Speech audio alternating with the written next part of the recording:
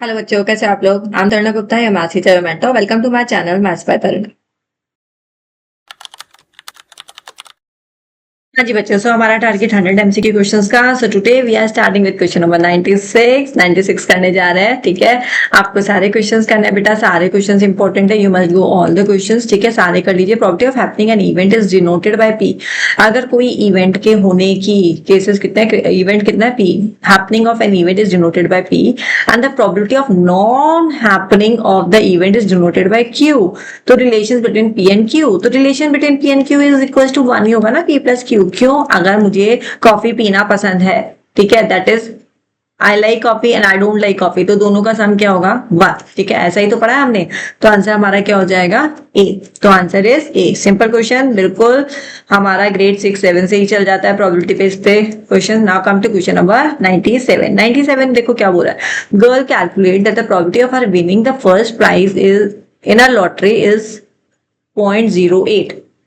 ठीक है, तो इसकी प्रोबेबिलिटी कितनी है? 0.08। अगर उसने 6000 टिकट सोल्ड किए, if 6000 tickets are sold, how many tickets he has bought. ठीक है जी, तो इसमें हमारा क्या बनेगा? हमारा किस तरीके से हम इसको रिप्रेजेंट कर सकते हैं? Probability of winning the first prize. ठीक है, तो हमारा इवेंट क्या है? तो टोटल इवेंट क्या हो जाएगा? नंबर ऑफ फेवरेबल इवेंट, ठीक है, divided by total cases, total. तो यहाँ पे हमारी प्रोबेबिलिटी कितनी है? यहाँ पे पीई क्या है? 0.08 इक्वल्स टू नंबर ऑफ, ये तो हमें निकालना ही है, in how many tickets he bought, number of tickets he has bought. ठीक है, ये हो जाएगा हमारा undivided by total number of ticket, 6000 जिसने सोल्ड किए। ठीक है, तो यहाँ पे हम इसको क्रॉस मल्टीप्लाई कर देंगे, 6000 इंटू 0.08। तो हमारा आंसर यहाँ पे क्या आ जाएगा? हमारा आंसर आ जाएगा 480। तो how many tickets he has bot, तो इसने कितने टिकट खरीदा? 480 टिकट्स खरीदे। ठीक है जी, चले आगे। So done 97 also, come to 98। देखो मैं आपके लिए कंटिन्यूअसली यहाँ पे प्रोबेबिलिटी के क्वेश्चन लेकर आई हूँ, तो आपको समझ लीजिए किस लेवल तक के क्वेश्चन आ रहे हैं, कैसे आ रहे हैं, तो आपको इस तरीके से प्रिपेयर होकर जाना है। Now come to question number 98। In a group of 20 people, 5 can't swim. 5 can't swim. If one person is selected at random, then the probability that he and she can swim. तो पहले कितने जने swim कर सकते हैं वो निकालो, that is 15। ठीक है, आप प्रोबेबिलिटी ऑफ निकालना है किसका? कि वो ही और सी कैन स्विम। तो 15 अपॉन क्या हो जाएगा? 20। इसको कैंसिल आउट कर देंगे तो 3/4। तो हमारा आंसर यहाँ पे क्या हो जाएगा? ए हो जाएगा। डन, चले आगे। Now last 2 questions assertion reasoning के कर लेते हैं। यहाँ पे क्या बोला है? Point P 0,2 is the point of intersection of y axis with the line this. ठीक है, चेक कर लेते हैं। तो अगर मैं यहाँ पे 3x की वैल्यू में 0 डालूं एंड y की वैल्यू में लेके आ जाऊं, तो यहाँ पे मेरा y का वैल्यू क्या आ जाएगा? 2 आ जाएगा। ठीक है, y का वैल्यू क्या आ गया मेरा? 2। तो मतलब ये वाला पॉइंट इंटरसेक्ट कर रहा है y एक्सिस को 0,2 पे, इस लाइन पे। ठीक है, तो ये हमारा ट्रू हो जाएगा। Now come to the next, the distance of point 0,2 from the x axis 0,2। तो मैं यहाँ पे बनाऊंगी 0,2 और फ्रॉम द x एक्सिस पे इसका 2 ही डिस्टेंस है।